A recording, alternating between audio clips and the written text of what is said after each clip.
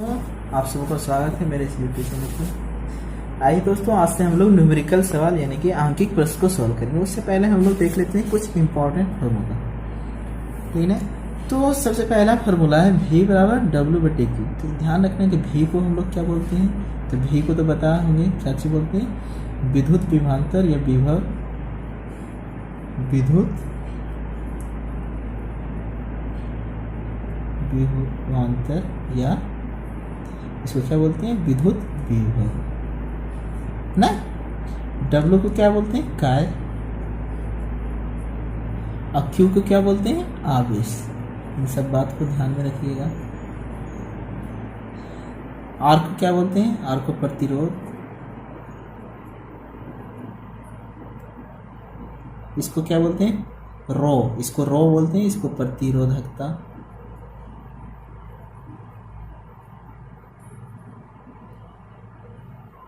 I मतलब क्या होता है, विद्युत धारा।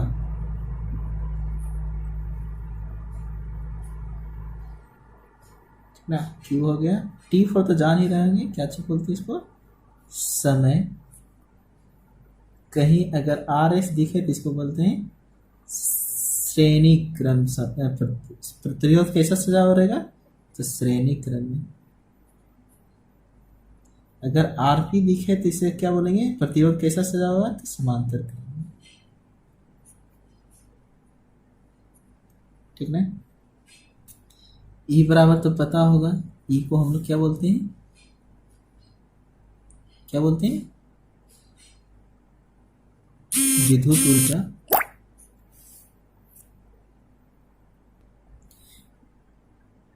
या तो उष्मा ऊर्जा H को, और W भी बोले तो वर्क, वही तो एनर्जी हुआ, वर्क। ठीक है। P को बोलते हैं विद्युत शक्ति।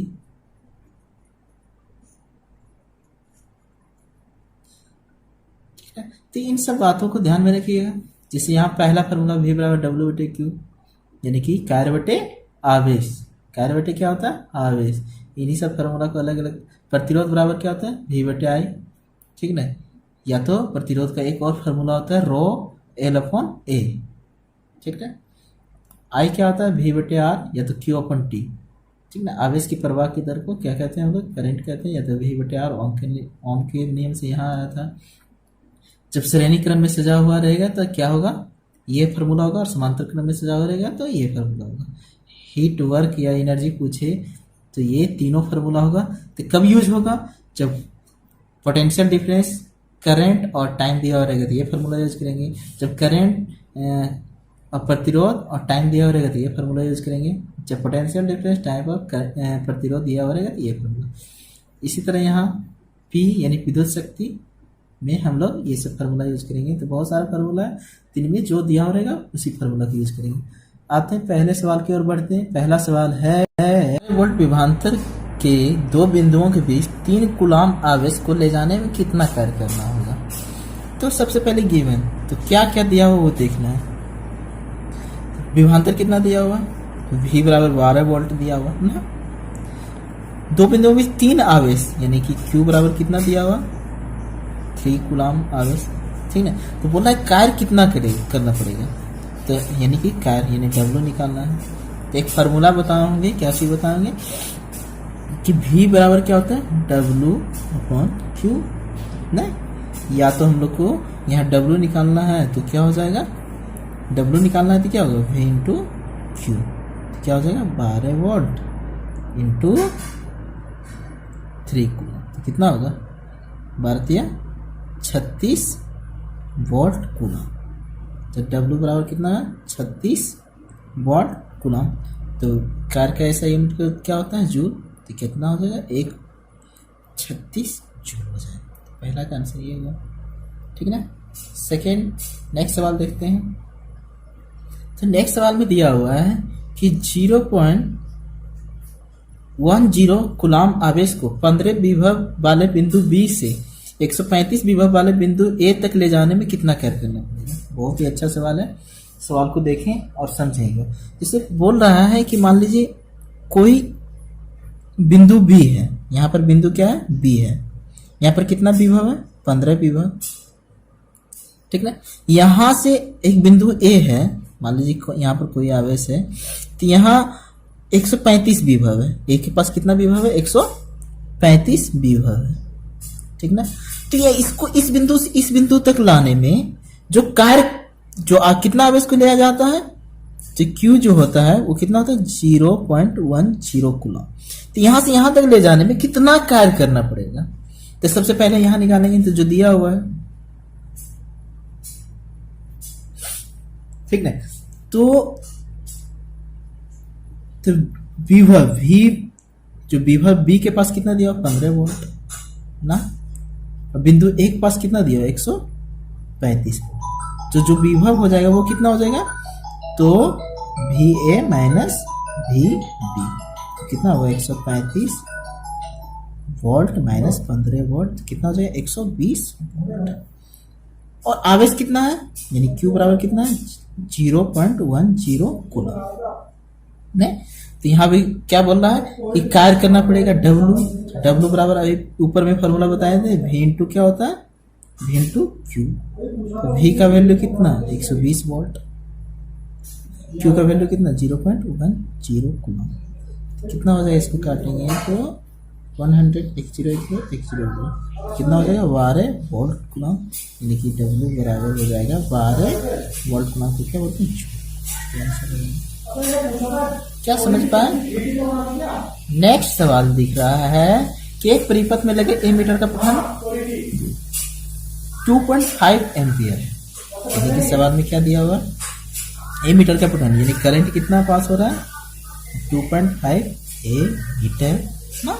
परिपथ में 12 कूलम आवेश प्रवाहित होता है। आवेश कितना है? 12 कूलम ना। तो टाइम पूछ रहा है, क्या पूछ रहा है दोस्तों? टाइम निकालना।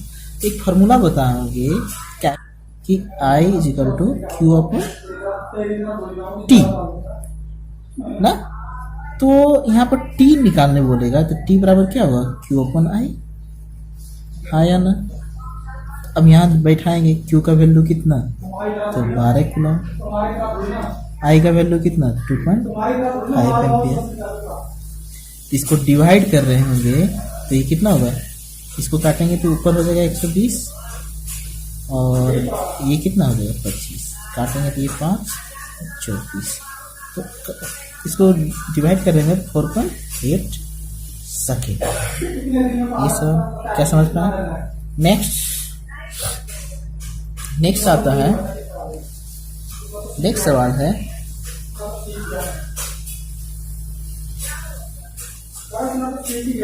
है यदि एक बल्ब में 2 मिनट तक 3 एम्पीयर की धारा प्रवाहित होती है, एक बल्ब में 2 मिनट तक 3 एम्पीयर की धारा प्रवाहित तो इससे कितना आवेश प्रवाहित होगा? यानी बल्ब में 2 मिनट तक, यहाँ गिवन क्या है? तो टाइम कितना दिया हुआ? 2 मिनट। तो यानी मिनट को पहले किस में बदल लेंगे? सेकेंड में। तो कितना होगा? 120 सेकेंड, हाँ या ना। और करंट कितना दिया हो? I 3 एम्पियर दिया हो ना। तो धारा प्रवाहित की जाए तो उसमें कितना आवेश? तो एक फॉर्मूला पढ़ाएंगे Q। अभी कुछ देर पहले पढ़ाए थे कि Q हमको निकालना है, तो I बराबर क्या होता है? Q upon T। जब हमको निकालना क्या होगा? Q निकालना है ना, तो Q बराबर क्या होगा? I into T। I का वैल्यू कितना? 3 एम्पियर इंटू 120 सेकेंड। तो Q का वैल्यू कितना हो जाएगा? 360। क्या समझ पाए? नेक्स्ट है कि 4 ओम तथा 12 ओम के 2 प्रतिरोधकों को श्रेणी क्रम में जोड़ने पर समतुल्य प्रतिरोध कितना होगा? सबसे पहला दिया हुआ, लेकिन इन्हें श्रेणी क्रम में जोड़ेंगे तो इनका समतुल्य प्रतिरोध क्या होगा? यदि इन्हें समांतर क्रम में जोड़ा जाए तब समतुल्य प्रतिरोध का भी मान लेते हैं। पहले हम लोग को श्रेणी क्रम दिया हुआ, तो यहाँ सबसे पहले बनाते हैं। तो क्या क्या दिया हुआ? पहले गिवन क्या है कि R1, तो R1 कितना दिया हुआ? 4 ओम। और R2 कितना दिया हुआ? 12। इन दोनों का समतुल्य प्रतिरोध हम लोग मान लेते हैं कि R है। क्या है? समांतर क्रम में जोड़ेंगे तो RS है, तो हम लोग को RS निकालना है। तो RS बराबर क्या बोल रहे थे कि R1 मतलब जितने भी प्रतिरोध हैं उसको ऐसे जोड़ दिया जाता है, 4 ओम प्लस कितना? 12 ओम। कब? जब श्रेणी क्रम में जोड़ेंगे तो। श्रेणी क्रम में समतुल्य प्रतिरोध कितना हो जाएगा 16। अब जब यहाँ क्या बोल रहा है, जब इसे समांतर क्रम में जोड़ा जाए, जब इसे समांतर क्रम में जोड़ा जाए, जब समांतर क्रम में जोड़ने पर समतुल्य प्रतिरोध, लेकिन समांतर क्रम में जोड़ेंगे तो इसका समतुल्य प्रतिरोध, समांतर क्रम में क्या बोलते हैं 1/RP क्या होता है 1/R1 प्लस 1/R2, हाँ या नहीं, 1/RP तो इस कितना है R1 4 ओम है, प्लस ये कितना है 12 ओम है, दोनों कैल्शियम लेंगे तो 12 ना, तो 4 से भाग गया 3 प्लस ये कितना हो गया 1, कितना हो गया 4 नीचे 12 काटेंगे कितना होगा 3, यानी 1/RP बराबर 1 कितना हो गया 3 ओम। इसको क्रॉस मल्टीप्लिकेशन करेंगे तो आरपी बराबर कितना हो जाएगा 3, ये इसका उत्तर हो जाएगा। क्या समझ पाए? सवाल की ओर बढ़ते हैं। अगला सवाल है कि 40 ओम के प्रतिरोध से 1.5 एम्पीयर की धारा प्रवाहित हो तो कितनी विद्युत शक्ति खपत होगी, ये है सवाल। तो हम लोग इसको बनाते हैं। तो पहले गिवन क्या है, दिया क्या हुआ, तो दिया हुआ क्या प्रतिरोध, यानी R बराबर कितना दिया हुआ 40 ओम, और धारा कितना दिया हुआ I बराबर 1.5 एम्पियर। तो विद्युत शक्ति यानी हमको निकालना क्या है P, तो अब P बराबर कितना फॉर्मूला पढ़ा है V इंटू I, और क्या पढ़ाए थे I² R, और क्या पढ़ाए थे V², ये 3 फॉर्मूला पढ़ाए थे ना। तो हम लोग क्या बताए थे कि जब पोटेंशियल डिफरेंस और करंट यानी कि विद्युत विभवांतर और विद्युत धारा दिया हुआ रहेगा, धारा का मान दिया हुआ रहेगा तो ये फॉर्मूला बैठाएंगे, जब विद्युत धारा और प्रतिरोध का मान दिया हुआ रहेगा तो ये फॉर्मूला, जब विद्युत विभवांतर और प्रतिरोध का मान दिया हुआ रहेगा तो ये फॉर्मूला। तो यहाँ मेरा दिया हुआ क्या प्रतिरोध और करंट, क्या ये फॉर्मूला बैठा सकते हैं? नहीं। क्या ये फॉर्मूला बैठा सकते हैं? हाँ आ रहा है, ये फॉर्मूला बैठाते हैं तो P बराबर क्या हो जाएगा I² R। तो ये I का वैल्यू कितना 1.5 एम्पियर का स्क्वायर गुना क्या होगा 40, तो इसको काट देंगे तो नीचे हो जाएगा 2 और 3, तो 3 का स्क्वायर 9, 2 का स्क्वायर 4 ना 40, तो काट देंगे तो कितना होगा 10, कितना होगा 90 वाट। क्या समझ पाए? फिर आगे हम लोग बढ़ते हैं। कोई विद्युत बल, तो पहले गिवन क्या है, कोई विद्युत बल 220 वोल्ट यानी V कितना दिया हुआ 220 वोल्ट, विद्युत स्रोत से संयोजित करने पर इतना एम्पियर, यानी धारा कितना प्रवाहित हो रहा है I बराबर 0.5 एम्पियर। इसको क्या कर सकते हैं 1/2 एम्पियर लिख सकते हैं ना काट के। हाँ, तो बल की शक्ति यानी कि यहाँ भी क्या निकालने बोल रहा है P बराबर 1, तो P का फॉर्मूला क्या बैठाए थे अभी तो तुरंत ऊपर में बताए थे ये 3 फॉर्मूला, तो यहाँ V और I दिया हो तो V और I दिया हो तो ये फॉर्मूला बैठा सकते हैं ना, तो V इंटू I, तो V का वैल्यू 220 वोल्ट गुना I का वैल्यू 1/2, काट देंगे तो कितना होगा 110, तो 110 वोल्ट एम्पियर को हम लोग क्या बोल सकते हैं 110 वाट। फिर नेक्स्ट सवाल है, क्या देख रहा है, एक बल 8 नंबर सवाल है कि एक बल 40 वाट की बिजली से, एक बल क्या है, एक 40 वाट की बिजली के बल्ब को 220 वोल्ट के स्रोत से जोड़ा जाता है तो बल्ब से प्रवाहित धारा का मान निकालो, यही सवाल है ना। तो सबसे पहले गिवन क्या है, तो P 40 यानी बिजली बल्ब की शक्ति कितना है 40 वाट, पोटेंशियल डिफरेंस कितना है 220 ने, प्रवाहित धारा का मान तो I का मान निकालना है। तो अभी एक फॉर्मूला बताए थे P बराबर क्या होता है V इंटू I, हाँ या ना, तो I बराबर क्या हो जाएगा, तो I बराबर होगा P अपॉन V, तो P का वैल्यू पुट कर देते हैं, तो P का वैल्यू कितना 40 वाट ना, और ये कितना 220, एक जीरो जीरो कट जाएगा, 2 और 11, तो 2 कितना हो जाएगा 11, इसका ऐसा यूनिट एम्पियर। इसको डिवाइड करेंगे लगभग 0.18 एम्पियर आएगा। क्या समझ पाए? फिर अगले सवाल की ओर बढ़ते हैं।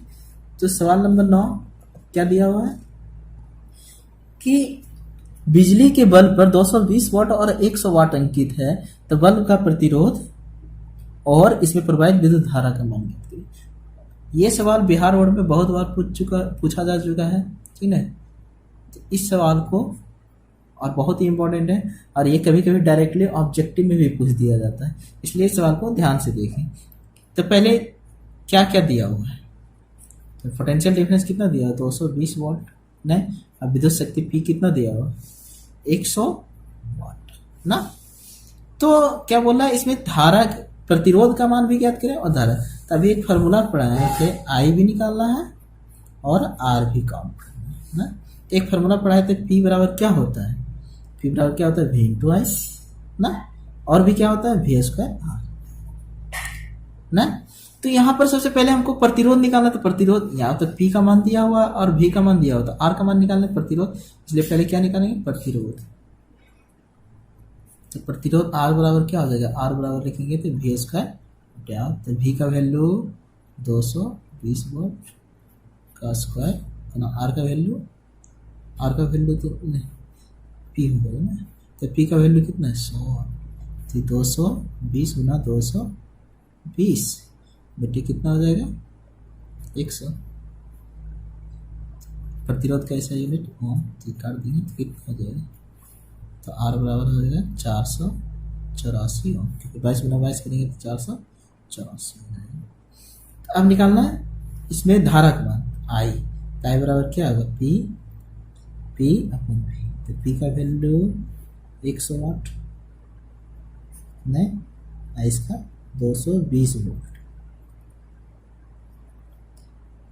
तो कट जाएगा ये कितना 5 और ये 11, कितना होगा 5 बटे 11 वाट और ये वोल्ट, तो क्या होगा 5 बटे 11 एम्पियर। यही सवाल को उत्तर आ जाएगा। यदि 2 ओम प्रतिरोध वाले प्रतिरोधक से 5 एम्पियर की धारा 30 मिनट तक प्रवाहित हो, तो विद्युत ऊर्जा खपत का मान ज्ञात करें। तो पहले गिवन क्या है, तो आर गिवन है, आर कितना है 2 ना, आई गिवन है कितना 5 एम्पियर, और क्या दिया हुआ है टाइम कितना दिया 30 मिनट, तो 30 मिनट को पहले सबसे पहले किस में कन्वर्ट कर लेंगे, तो इसको सेकेंड में 30 इंटू 60 कितना आ जाएगा 18 से सेकेंड, हाँ या ना। तो हम लोग क्या बोल रहा है विद्युत ऊर्जा खपत, यानी हमको ई निकालना है, ई आई एच जो डब्ल्यू भी बोल सकते हैं इसको ना। तो ई बराबर क्या होता है आई स्क्वायर आर टी, पीछे फार्मूला देख लीजिएगा, सब बता चुके हैं फार्मूला वगैरह।